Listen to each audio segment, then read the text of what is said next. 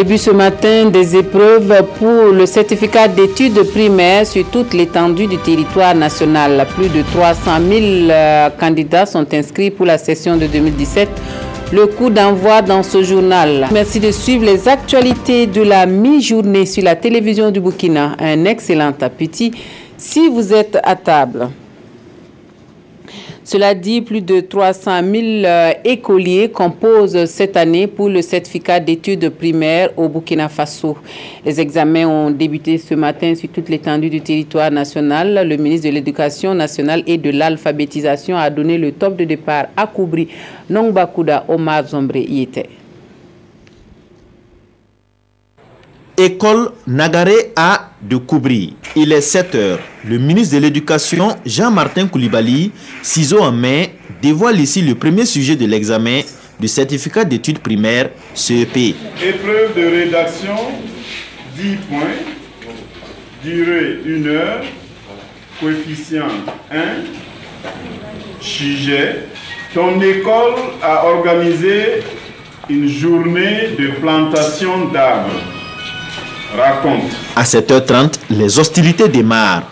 À l'instar de ces élèves, plus de 368 000 candidats répartis dans plusieurs centres à travers le pays prennent part à cette session du CEP 2017. Je souhaite à toutes ces jeunes filles et jeunes garçons à travers tout le Burkina une excellente chance. Ce sont ces jeunes-là qui sont l'avenir de notre pays. Cette année, plus de 52% des candidats sont des filles. Ça veut dire que les filles aujourd'hui accèdent, en tout cas pour ce qui est du primaire, à l'école de la même façon que les garçons. Égalité de chance donc pour les candidates et candidats à ce tout premier diplôme qui ouvre les portes des lycées et collèges. Les résultats sont attendus au plus tôt ce samedi. En attendant de récolter leur diplôme, plume en main, ces candidats devront planter les graines, surtout les bonnes graines de leur savoir, sur ces feuilles de composition. Et à Bobo Dioulasso, ce sont plus de 45 000 candidats qui sont en quête de ce tout premier diplôme qui leur ouvre les portes du secondaire. Le début des examens se déroule sans difficulté majeure. Le lancement des épreuves a eu lieu à l'école primaire Hassan Gourabou Ali Traori. Il est 7h moins 10 minutes ici à l'école primaire Lafiabougou de Bobo Dioulasso. Les candidats sont devant les salles et c'est l'appel. 343 Dialirou, 344 Fofana Ayawa. Une fois dans la salle, les élèves attendent dans la sérénité le début des épreuves. Je suis venu pour faire mon examen de CP puis EG. Tu n'as pas peur? Non. Tu penses que tu vas avoir le CP? Oui. Parce que si on a peur, on peut s'embrouiller. Je vais avoir ma CP plus l'entrée en 6e. De leur côté, les enseignants également attendent le début des examens. À 7h20, le secrétaire général de la région des Hauts-Bassins marque sa présence, donne des conseils aux candidats avant de déchirer la première enveloppe qui comporte l'épreuve de rédaction. Alors on dit ton école organise une journée de plantation d'arbres, raconte. Donc c'est des choses que les enfants font tout le temps. Voilà, puisqu'on est un pays sahélien, donc chaque saison hivernale, on organise des plantations d'arbres, tant dans les écoles, tant dans nos communautés. Donc les enfants sont habitués à cela et en principe, ils devraient pouvoir raconter ce qu'ils font chaque année. Je peux dire que tout est prêt parce que nous y sommes. Et la première épreuve est en train de démarrer. Donc, et il en est de même dans tous les centres, il en est de même au niveau de tous nos jurys.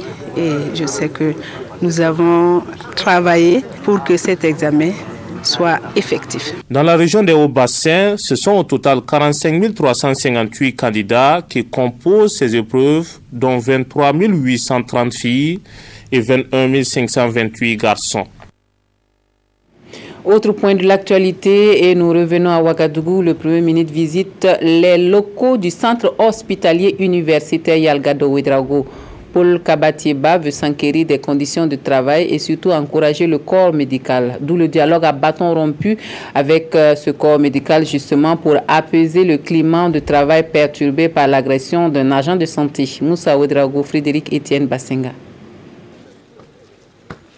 Une visite inopinée qui s'achève dans un cafouillage. En pleine visite des infrastructures du centre hospitalier Yalgado Ouedraogo, Paul Kabatieba est interpellé par le corps médical en sitting pour l'agression d'un de leurs. Après une rencontre improvisée avec le syndicat, le Premier ministre fait des promesses. J'ai pris bonne note que les vigiles, ce n'est pas la solution pour vous. Donc je vais demander au bureau de la sécurité qu'on trouve soit des CRS ou des policiers ou des gendarmeries ou la gendarmerie pour venir assurer la sécurité. On verra. On va trouver, je vous promets qu'on trouvera une solution de ce genre-là. Voilà. Paul Kabatieba est également interpellé sur d'autres dossiers, notamment les conditions de travail dans cet hôpital. À ces préoccupations aussi, le Premier ministre donne des réponses. Je ne me plus que vous. Vous venez d'arriver. Moi, je suis là, j'ai plus de 57 ans. Ah, vous croyez que moi, je suis content de ce que je vois? Je suis passé dans tous les services que j'ai vus là. Vous croyez que je suis content? Alors, quand je vous entends parler là, vous croyez que qui est plus révolté? Qui est plus révolté que moi ici? Ce que j'ai vu n'est pas acceptable. Et le gouvernement fera tout pour régler. On va reconstruire cet hôpital pour en faire un centre d'excellence dans ce pays-là. Le syndicat sur place appelait à la reprise du travail. Toutefois, il se réserve le droit d'agir si rien n'est fait. Donc le Premier ministre a pris des engagements fermes et nous pensons effectivement qu'en tant qu'autorité, il va respecter ses engagements. S'il ne respecte pas ses engagements, nous allons effectivement faire le bilan au personnel et ensemble on décidera de la conduite à tenir. Le Premier ministre a, avant cette rencontre avec le syndicat, fait le tour du centre hospitalier Yalgado Ouedraogo. Des urgences médicales à la traumatologie, en passant par l'imagerie et la dialyse, Paul Kabatieba a encouragé les agents de santé et a apporté sa compassion aux malades admis dans ce centre. Voilà, nourrir son enfant au sein, voici un geste naturel qui ne coûte pas grand-chose et pourtant qui maintient le bébé en excellente santé.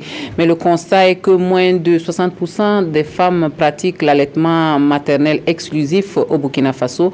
La Semaine mondiale de l'allaitement maternel commémorée cette année à Zorgo rappelle l'importance de la pratique pour le développement durable. Les meilleures mères allaitantes de la région ont été récompensées. Salifou Bilem Mounira Keri. La Semaine mondiale de l'allaitement commémorée à Zorgo dans le plateau central. Une commémoration qui sonne comme un plaidoyer en faveur de l'allaitement maternel exclusif de l'enfant jusqu'à 6 mois après la naissance. L'allaitement maternel permet à un enfant une croissance et un développement harmonieux. Il aura certainement, avec l'allaitement maternel, un quotient intellectuel tellement élevé qu'il va mieux réussir à l'école que tous les autres enfants et être aujourd'hui un agent de développement au Burkina Faso et particulièrement un agent de développement durable. Seul un enfant sur 2 est exclusivement allaité au sein au Burkina jusqu'à l'âge de 6 mois selon l'enquête nationale de nutrition. Des chiffres en deçà des attentes du gouvernement burkinabé qui ambitionne atteindre un taux d'au moins 80% d'ici à 2025. Beaucoup d'efforts sont faits actuellement pour pouvoir donner les bons messages aux communautés pour que la pratique de l'allaitement maternel exclusif soit une réalité dans notre pays et qu'elle aille en croissant. Parce que c'est la pratique de l'allaitement exclusif qui est la base d'une bonne nutrition chez l'individu. L'allaitement maternel, une clé du développement durable, c'est le thème de cette commémoration. Et pour que cela soit une réalité au Burkina, les acteurs veulent redoubler d'efforts pour amener les populations à comprendre que le lait maternel est le seul aliment capable d'apporter aux nourrissons tous les éléments nutritifs dont il a besoin. Voilà, et puis cette haute attaque dans le Sahel burkinabé, des individus non encore identifiés ont perpétré une série de meurtres dans 3 villages du Soum. 5 personnes sont tuées dimanche dernier à Pétéga, Pogol et Kouroupeul. C'est une famille encore sous le choc. Ce dimanche 4 juin 2017, à Pétéga dans la commune rurale de Nassumbu, le chef de la famille, Abdoulaye Tamboura, âgé de 61 ans et cultivateur de profession, a été abattu à son domicile par des individus armés. C'était dans la nuit du vendredi à samedi dernier. Ici, à Pogol, à 8 km de Pétéga, un autre fait. Un couple et un enfant auraient également été abattus au cours de la même nuit. Autre localité, cette fois-ci, à Kouroupeul, à environ 5 km à l'ouest de Petka. C'était presque le même scénario. Des individus armés auraient d'abord pris pour cible le conseiller municipal du village. Mais celui-ci ayant pu s'échapper après une course-poursuite à pied, les bourreaux seraient revenus à son domicile et abattu froidement son oncle. Abdoulaye Amadou, lui, était âgé de 62 ans. Pour le moment, les raisons ni les responsables de ces actes ne sont pas encore connus. Cependant, les familles des victimes affirment avoir reçu de l'autorité locale le soutien et la compassion du gouvernement burkinabé. Voilà un reportage de Bernard Diasso qui nous rappelle encore qu'en novembre dernier, des individus non identifiés ont abattu un conseiller municipal dans la même localité de Pétega. Et 2 mois plus tard, des individus tentaient de dissuader les enseignants de dispenser des cours dans la localité. Autre point de l'actualité, une réflexion se mène au département en charge de l'administration territoriale sur le transfert et la gestion des infrastructures réalisées dans le cadre de la célébration du 11 décembre. Les responsables des 13 régions de Burkina Faso sont invités à proposer des stratégies pour une exploitation efficiente de ces infrastructures. Nous suivons l'ouverture des travaux à Tinkodogo avec Yacouba Gamene et Yolande Lompo. De Fada en 2008 à Kaya en 2016, de nombreuses infrastructures ont été réalisées pendant les festivités du 11 décembre dans l'optique de permettre aux chefs-lieux de région de jouer pleinement leur rôle de locomotive et de pôle de développement.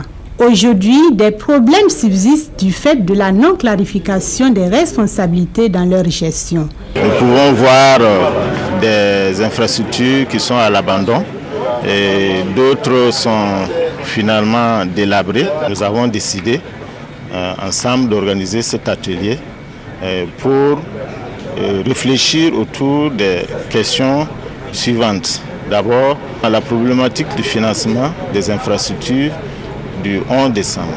Il y a la problématique du transfert de ces infrastructures une fois réalisées. Au cours de ces 72 heures de réflexion, il sera question pour l'ensemble de ces acteurs de voir quel peut être le mode de gestion le plus approprié pour ces infrastructures dans un souci de rentabilité et de pérennité. Si vous prenez la salle polyvalente au niveau de Kaya, elle est gérée par le conseil régional. Ailleurs, ça peut être une commune qui va gérer. Mais tout dépend de la capacité financière de la commune à pouvoir entretenir du moins cette infrastructure. À Dédougou, par exemple, la gestion a été partagée entre le conseil régional et la commune. Ils s'entendent et puis bon, chacun prend ce qu'il peut gérer. Gawa, chef-lieu de la région du Sud-Ouest, accueille cette année les festivités. Et pour clôturer la programmation en cours, les étapes suivantes seront Manga, Tinkodogo, Banfoura. Zignaré, chef-lieu de la région du Plateau central, refermera cette commémoration tournante en 2021. Et les étuveuses de riz dans les hauts bassins qui s'inquiètent de la mévente de leur production, elles ne savent plus où donner de la tête. La Société nationale de la gestion de stock, qui est leur principal partenaire, se fait toujours attendre. Et au moment où l'on fait la promotion du consommant local dans les magasins des centres d'étuvage, il n'y a plus place pour stocker la nouvelle production. Constat avec Manekahien et Mouni Barou. Nous sommes au centre de tuvage des riz de Bama dans la province d'Ioué. Chaque année, plusieurs tonnes de riz étuvés quittent ici pour être vendus. Cette année, la situation est bien particulière. La Société nationale de gestion des stocks, SONAGES, la plus grande cliente, tarde à se signaler. Nous avons présentement environ 180 tonnes de riz étuvé. Franchement, nous n'avons jamais connu de phénomène de ce genre. Mais cette année, il se trouve que nous avons signé un contrat avec la SONAGES, un contrat d'une valeur de 66 millions. Et depuis le mois de février que le document est reparti, il ne nous est pas encore revenu. Même situation dans les autres centres de tuvage comme à Banzon dans le Kénédougou. C'est inquiétant. On a un magasin qui n'a pas autant de capacité. Donc d'habitude, quand on transforme, on écoule. Et cette fois-ci, c'est entassé, c'est stocké. C'est même du désordre. Ça bloque la chaîne de transformation. Puisqu'on n'a pas assez de place, on ne peut pas continuer de transformer. À l'évidence, voilà une situation difficile à gérer. La gérante du centre de tuvage de Douna dans la province de la Liraba semble un peu désemparée. C'est une grande quantité qui est dans les sacs de 100 kg et c'est entassé. Ça joue sur la qualité même du riz. Parce que lorsqu'on envoie le riz à la sonnerie, il y a des contrôles qui sont faits. Si le contrôle, après le résultat, on dit que le riz n'est pas bon, il faut ramener le riz au centre. Et ça engage des dépenses, des charges pour l'Union.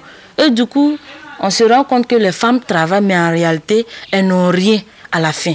Une autre difficulté, et pas de moindre, les prêts contractés dans les structures bancaires sont à rembourser. C'est inquiétant. Déjà, pour travailler, on a besoin de prendre des crédits avec nos partenaires financiers, voire la banque, et pour la transformation. Et on est tenu à payer, à rembourser à des délais ordonnés. Donc, actuellement, on est presque à la date de remboursement et on n'a pas encore vendu. Face à cette inquiétude, l'Union nationale des étuveuses de riz attire l'attention des autorités sur la situation. Au niveau de l'UNERI, nous avons contracté on a pris un contrat de 1400 tonnes. Aux autorités, nous demandons à ce qu'on accélère un peu le traitement des dossiers au niveau de la SONAGED surtout, pour que nous puissions fonctionner correctement. Le retard de livraison est en train d'entraver même le fonctionnement de nos centres. Si rien n'est fait pour écouler ces tonnes de riz les jours à venir, la situation pourrait être intenable. En attendant de trouver une solution à ce problème de stock non encore enlevé, le surplus des magasins est stocké sous les hangars et avec la saison pluvieuse, le riz risque de perdre sa qualité nutritive à cause de l'humidité.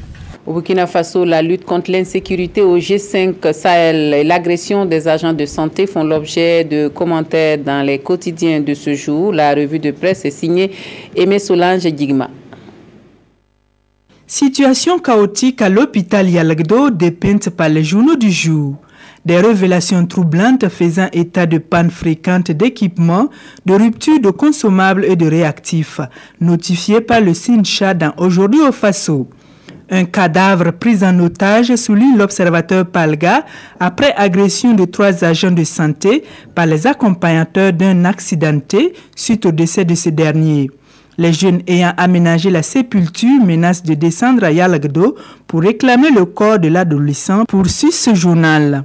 Le pays note un arrêt de travail observé après l'agression pour exiger l'arrestation, le jugement des agresseurs et un minimum de sécurité pour les travailleurs, précise Aujourd'hui au Faso, qui indique par ailleurs qu'une erreur à la morgue de Yalagdo a fait enterrer un catéchiste selon le rite musulman par une famille musulmane. Devant ces faits, poursuit-il, décision est prise par la famille de déterrer le corps pour l'enterrer selon le rite chrétien.